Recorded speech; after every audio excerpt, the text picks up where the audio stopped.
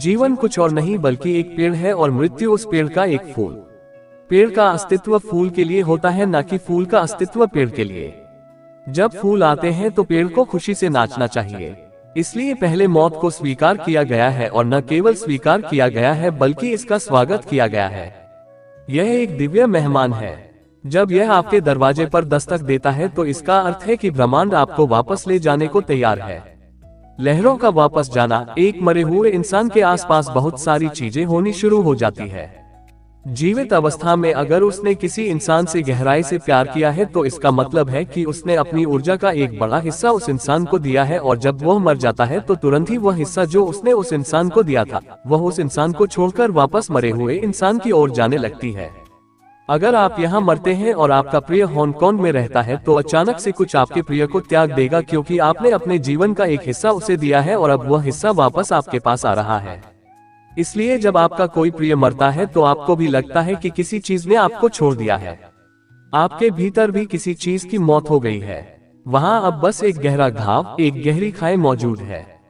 जब कोई मरता है तो उसकी सांसें रुक जाती है और आप सोच लेते हैं कि वह मर गया है। असल में वह मरा नहीं है, बल्कि इसमें वक्त लगता है। कभी कभी अगर वह इंसान लाखों जीवन से जुड़ा हो तो उसे मरने में कई दिन लग जाते हैं। इसलिए खासकर पहले हम संतों के शरीर को नहीं जलाते हैं। मृत्यु एक दरवाजा है, न कि रुकावट। चेतना आगे बढ़ती रहती है लेकिन शरीर दरवाजे पर ही रहता है। शरीर मंदिर के बाहर छूट गया है और चेतना मंदिर के भीतर प्रवेश कर जाती है।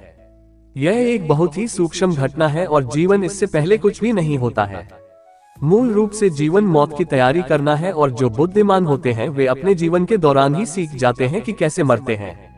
एक अनुशासन है जीवन। मौत जीवन का अंत नहीं है, बल्कि यह एक अनुशासन है जो मरने की कला सिखाता है। लेकिन आप मृत्यु से डरे और सहमे हुए हैं तो हम कांपना शुरू कर देते हैं। इसका मतलब है कि हमने अब तक जीवन को नहीं जाना है, क्योंकि जीवन कभी नहीं मर सकता। कहीं भी हमारी पहचान हमारे शरीर या तंत्र के जरिए होती है।